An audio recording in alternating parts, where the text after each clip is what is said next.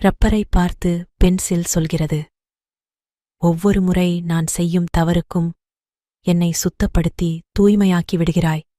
ஆனால் என்னை சுத்தம் செய்யும்போது நீ கரைந்து கொண்டே போகிறாயே, அது எனக்கு வருத்தமாக இருக்கிறது என்று. ரப்பர் அதற்கு, அது என் கடமை. நான் படைக்கப்பட்டதே அதற்குத்தான். என்னைக் கண்டு நீ வருந்த வேண்டாம். இதில் எனக்கு முழு மகிழ்ச்சி. என்னால் உன் தவறுகள் அழிக்கப்பட்டு நீ திருத்தங்களுடன் முன்னேறி சென்றால் அதுவே என் வெற்றி. நான் கரைவதைப் பற்றி எனக்கு கவலை இல்லை என்றது. அந்த ரப்பர் வேறு யாரும் இல்லை, நம் பெற்றோர்தான். அவர்கள் ஆயுள் மூடியும் வரை நம் தவறுகளை திருத்திக் கொண்டே இருப்பார்கள். நம்மீது பொறாமைப்படாத இரு உள்ளங்கள் நம் பெற்றோர்கள்.